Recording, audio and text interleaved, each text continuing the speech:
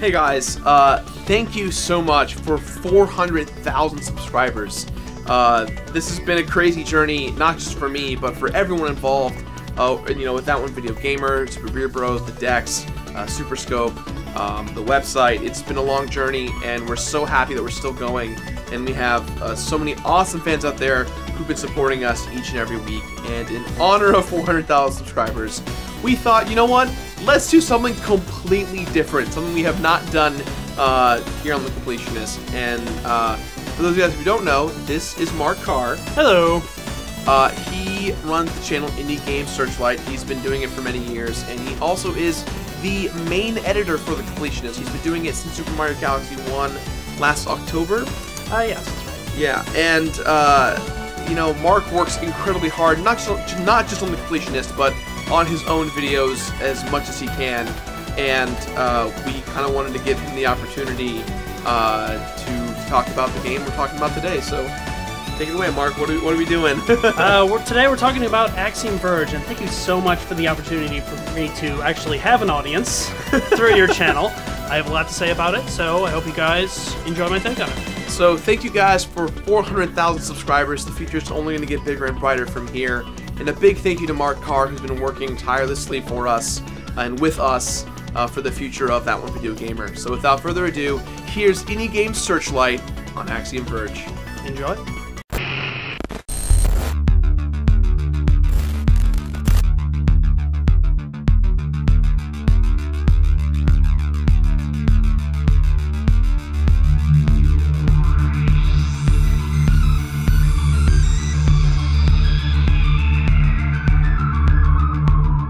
Welcome to Axiom Verge, a planet crawling with monsters, bodies, disease, and many dark secrets hidden within its walls became released on the PlayStation 4 just last week. At a glance, the game is a loving fan project giving Nintendo's beloved Metroid franchise a darker coat of paint and not really much beyond that. It's a surprisingly highly intelligent game with plenty of inventive tricks up its sleeve, but all that can be said about it is, hey, that looks like Metroid. Axiom Verge understands that series' words, its platforms, its mechanics, and its music, but does this game have a tune to play all of its own? Is it worth the trip? The entirety of Axiom Verge was created by Las Vegas-based developer Tom Happ, and I mean all of it. All the artwork, programming, sound design, music, story, everything, all solely done by Happ over the course of nearly 5 years now. Most of that time, up until last year, was spent working on the game on weekends and free time only as a hobby. This was until it was selected by Sony's Pub Fund, a program that selects certain projects to receive funding and publicity, such as their recent spring sale, in exchange for timed exclusivity. In this case, Axiom Verge will be on the PlayStation 4, and coming soon to the Vita, for a few months, but when that time's up, it'll finally hit the PC. As a matter of fact, Happ's day job is helping make mainstream games, such as Crash Nitro Kart and a few of the Tiger Woods PGA Tour games, amongst many other projects. When asked if he'd ever quit his day job in order to work full-time, or if Reggie Fils-Aimé would give him cash to create the next Metroid, he said he would turn it down. He enjoys working on his own games as a hobby and wants to keep it that way. It harbors back to the story of the now decade-old game Cave Story, with its one developer army who never had aspirations to go it as a lone dev making his or her own games and make a career out of it. Granted, Cave Story might have a bit more to do with the cultural differences since it was developed in Japan, and certainly not to say that the hobbyist indie developer isn't appreciated. Look at any game jam and you'll see that. It's great to see a big company like Sony give the hobbyist developers such as Tom Happ this level of validation. So here's a fun game to play when describing Axiom Verge. See if you can talk about it without using the word Metroid.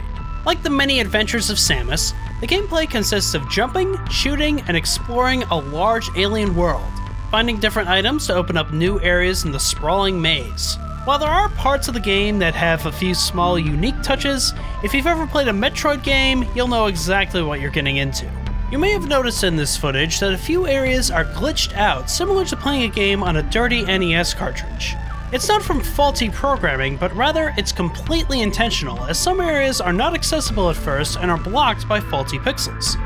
The game gives you a glitch gun that manipulates certain objects and opens up new areas, as well as manipulates certain enemies, making them easier to fight. It's a clever idea, and it actually has a deeper thematic meaning, but I'm getting ahead of myself and will explain that later. To me, it's perfectly fine if Axiom Verge feels like a successor to Ripley's Space Adventure. Ridley's Space Adventure. The last Metroid game we got in a traditional 2D style was back in 2004 with Zero Mission. With no announcements of a new Metroid game in sight and the negative reaction from Other M, I don't see the Big N producing 2D traditional Metroid games anytime soon, at least not until they're done with Zelda or Star Fox on the Wii U. Among both indie and mainstream studios, there have been plenty of Metroidvanias out there with different art styles, such as the Luchador-themed one with Guacamelee, or the reimagining of another retro franchise with Strider. We really haven't had a game that tries to go for the tone, gameplay, and style strictly from the two timeless classics from Nintendo. Axiom Verge fills that niche really well, which goes to show if Nintendo won't make it, the fans will. One of the first things that took me by surprise when playing the game for the first time was the sheer scope of everything. It took me about 11 hours to beat the main story on normal, and it prides itself on being a completionist's nightmare. It offers a large range of hidden areas, items, and weapons where you'll find yourself drilling through holes, searching past the different areas, and check the map to discover new power-ups and new weapons. I've only found a small percentage of weapons in my playthrough, but the game boasts over 40 different weapons and tools in a world of over 900 rooms. The game even has this bizarre giant head in the center of everything, acting as a transporter to get across the other areas because of the game's enormous size. The weapons and tools offer a lot of variety, and the fun of quickly dispatching enemies encourages experimentation. My favorite has to be the lightning gun, because I think you can agree it resembles a certain unlicensed nuclear accelerator. I could call the size of the game cause for a minor criticism of the game, but instead just consider this a warning for new players. The map might be a bit too large for your own good. There were a few times in the game when I was wandering around unsure of what I was supposed to do next, and that comes from the size and scale of the world trying to figure out roadblocks that I'm meant to pass through. I spent a fair amount of time going back and seeing if my new toys opened up any of the new areas. It doesn't help that the game doesn't have a quick teleport feature to go into some of the areas you've already explored. I'd say this is very minor because once I did discover what I was supposed to do and how to do it, I put on my dunce cap from embarrassment after I realized I simply didn't think of jumping into a certain area or use another item before.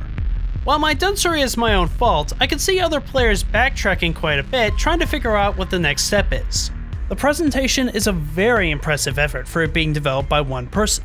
The environments, enemies, animations, and sound design feature a lot of variety, largely and rather strangely due to its guts, mucus, pus, and other organic beings. For a while, I thought it was in a demented version of the Fantastic Voyage, exploring an alien body. One vastly overlooked aspect of Axiom Verge is the sound design. It uses a lot of harsh, futuristic sounds that really takes advantage of its strong bass. It makes use of its glitchy, electronic noise that gives you the feeling of being in a place that doesn't want you in it, like a defense mechanism of the world itself wanting to destroy you. The first time I played this, I was immediately taken in just through its sound design, and I'd recommend a good sound system when playing the game. So this brings me to the cherry on top of this infested alien sundae, the game's story. You play a scientist from New Mexico named Trace. During an experiment he's conducting, the lab explodes, leaving him in a pile of debris. Instead of ending up at the pearly gates and having to explain his stylish haircut, he wakes up inside of an egg, being told by a faint voice to explore the world he's in. The whole game is then a mystery to uncover where you are, who the voice is, and what happened to yourself and to the world. Axiom Verge is one of those games where it's difficult to explain why the story works without giving away the surprises.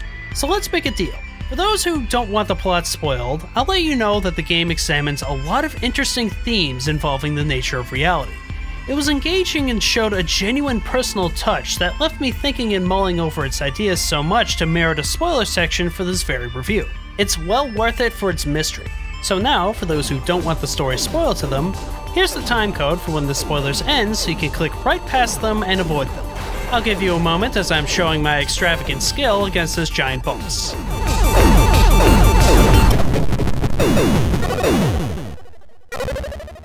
As you encounter the different characters and find different journal entries in the game, you start to get a better understanding of what happened to the world. However, as you explore the area, it becomes more and more apparent that things aren't exactly what they seem. The title of the game, Axiom Verge, is defined for us. Axiom is a theory invented by Trace, stating, any algorithm giving rise to cognitive entities will be perceived as reality by the entities described. Verge, described by the dictionary, is an edge or border.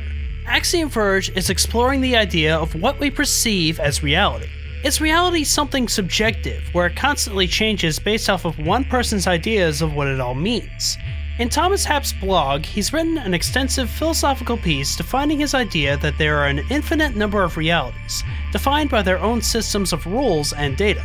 Within the story, you discover that you can conceivably be a clone. Your body could be considered data, and every time you die, you're respawned inside of an egg being reborn. And the biggest reveal of all is that the main villain, Athetos, is actually an older version of you who may have committed genocide to prevent the alien world from bleeding through onto Earth. His reality is completely different from yours in the game, and the idea that you could be a clone reflects on the idea of infinite possibilities. The Axiom theory is one invented by Athetos himself. It definitely made him famous, but it also unfortunately made him a laughingstock within the scientific community. By the end of the game, the hero seeks to find out the truth by virtue of his experience to gain some peace with himself. And from reading Thomas Happ's philosophy, I get the impression that Happ's also trying to find out the truth for himself.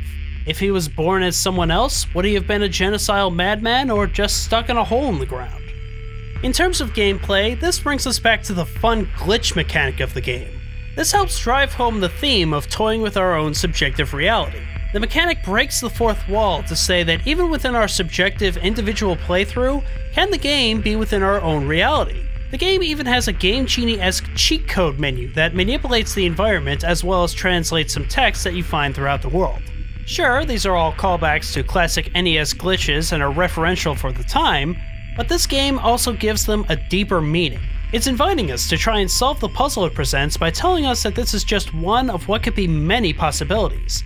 The game leaves a lot to the imagination in ways I don't recall games doing in the past. I couldn't help noticing that Happ's philosophy didn't have a single comment on his webpage. It's something that makes me wonder if the idea of Athetos being a laughingstock within the scientific community somehow hits home for Happ in a personal way.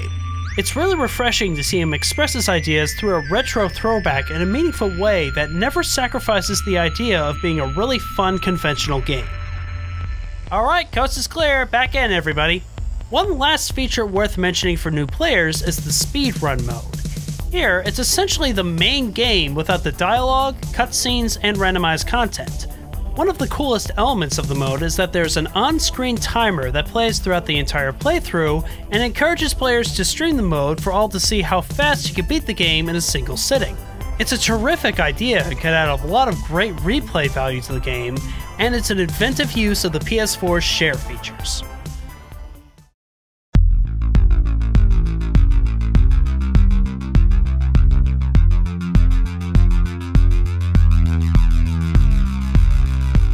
Axiom Verge is a game that's left quite an impression on me overall.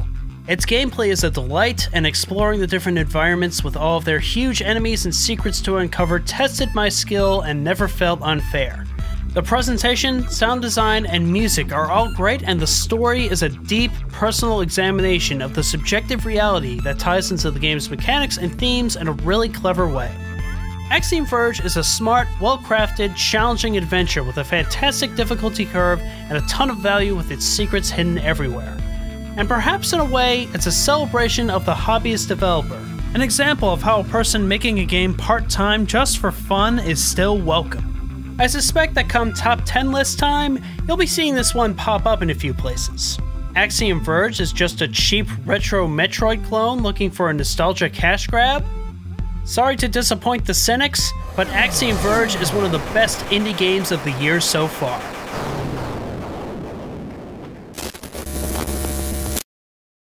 Thanks for taking the time to watch my thoughts on Axiom Verge. I hope you all enjoyed. If you'd like to see more indie game Searchlight, you can check out my own channel. The link is right here on the bottom or somewhere on the screen. I'll put it all over the place because I'm the editor and that's how I do it. If you'd like to see more episodes of the indie game Searchlight on this channel, please let us know in the comments and we'll be happy to make more of them. Yeah, and a very big thank you again to Dan Ellman and Tom Happ for Axiom Verge and the work they've really put into the game. It's really fantastic. I've been playing it myself, and watching Mark talk about it's really inspired me to endure that completionist nightmare. And again, everyone, thank you for 400,000 subscribers, and a big thank you to Mark Carr, who has been a real big support in keeping everything going through the office move and everything that's kind of been going on. So, again, thank you guys so much, and we'll see you next week with another episode of The Completionist. Dumb. You have a show too? This was very dumb. I kind of have a show. Oh, okay. I kind of have a show. This is also the worst hand gesture I've ever made. It's cute cat videos doing hand gestures, right? Is it? I think that's... If there's a montage of cats doing cute hand gestures and one of them is this... There will be now! I quit. I quit at that point.